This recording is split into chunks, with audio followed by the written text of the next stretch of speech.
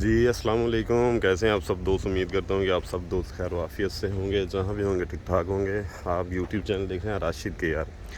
اچھا، یہ ویڈیو ابھی نئے آنے والے لڑکوں کے حوالے سے ہے، تھوڑا سا تو موسم کا ڈسکس کرتے ہیں۔ ابھی کوریا کا موسم کیسا ہے کام کے حوالے سے، اور آگے جو موسم آ رہا ہے، ظاہر سی بات ہے موسم ابھی چینجنگ ہو رہی ہے، آگے سردی آ رہی، تو اس حوالے سے نئے آنے والے لڑکے آپ نے کیا تیاری کر کے ہیں؟ چونکہ ابھی فلائٹیں شروع ہو جائیں گی، تو اس حوالے سے میں نے سوچا کہ تھوڑا بہت آنے والے لڑکوں کو تھوڑا بہت گائیڈنس اگر مل جائے تو اس سے اچھی کوئی بات نہیں ہے۔ فی الحال جو ہے موسم پیارا ہے، مطلب کہ نہ اتنی سردی ہے، سردی بھی یعنی کہ سٹارٹ ہونے جا رہی ہے، ابھی ستمبر ہے، اکتوبر میں میرا خیال ہے کہ ایسا ایسا سٹارٹ ہو جائے گی اس ماہ کے بعد۔ اور ابھی دوسری بات یہ ہے کہ جوسک کے بعد آفس ورک بھی شروع ہو گیا ہے۔ یہ ہمارا کمپنی ایریا ہے، ذرا لنچ بریک تھی تو میں نے کہا ایک تو باہر نکلتا ہوں تھوڑی سی واک، دوسرا آپ کو تھوڑا بہت انفارمیشن کسی بھی حوالے سے دوں۔ ابھی آفس ورک سارے سٹارٹ ہو چکے ہیں چوسک کے بعد، کام کے حالات بھی کوریا میں اچھے ہیں، تو امید ہے کہ جو بھی آگے اجرا آئیں گے، اکتوبر میں آئیں، نومبر میں آئیں، تو پھر انشاءاللہ تعالیٰ کافی زیادہ لڑکے سلیکٹ کیے جائیں گے، پاکستانی بھی، کیونکہ ہماری غرض تو پاکستان سے ہے نا، باقی کنٹری سے کتنے لیتے ہیں یا کتنے نہیں وہ ہمارے لیے اتنے امپورٹنٹ نہیں ہے۔ ہمارے لیے امپورٹنٹ یہ ہے کہ جتنے زیادہ پاکستان سے آئیں وہی سب سے زیادہ امپورٹنٹ ہے۔ تو کافی اچھا موسم ہے، امید ہے کہ انشاءاللہ تعالیٰ ابھی جو فلائٹیں آئیں گی اس میں بھی لڑکے خیر و عافیت سے جب آ جائیں گے تو وہ آرام سے ایڈجسٹ کر سکیں گے اس موسم میں۔ لیکن ابھی جب آنا ہے لڑکوں نے، ابھی فلائٹیں شروع ہونے جا رہی ہیں، تو کوشش کریں کہ سردی میں استعمال ہونے والے جو آپ کے کپڑے ہیں، جو چیزیں ہیں وہ لے کے آئیں، کیونکہ موسم تو ابھی سرد ہونے جا رہا ہے نا۔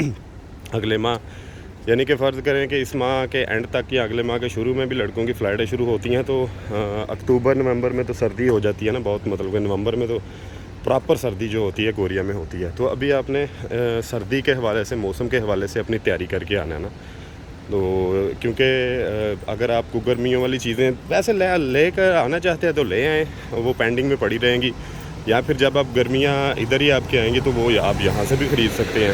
تو بیٹر یہی ہے کہ ابھی اس وقت جب آپ آئیں تو آپ وہ چیزیں لے کے آئیں جو کہ آپ کے صرف استعمال کی ہیں، اس مطلب کرنٹ سچویشن میں۔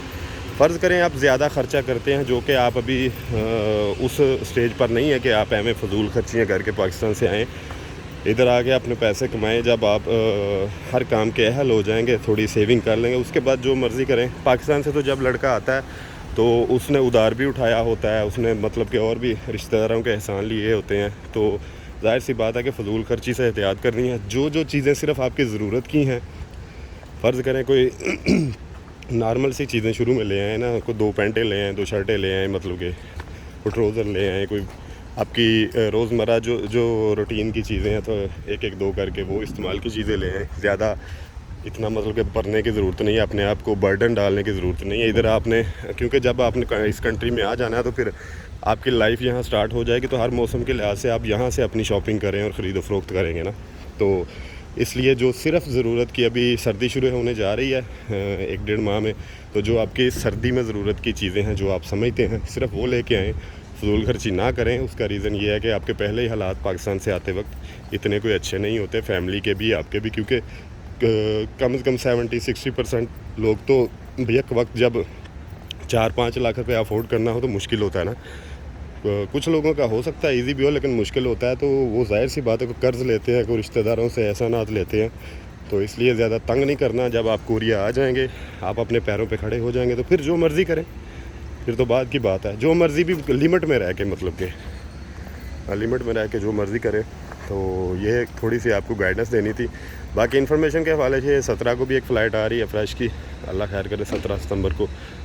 دوسرا منظوری کے حوالے سے جب بھی مجھے کوئی انفارمیشن ملے میں بتاتا ہی رہتا ہوں، اجرا جب ہوں گے اس کی بھی اپڈیٹ آ جائے گی۔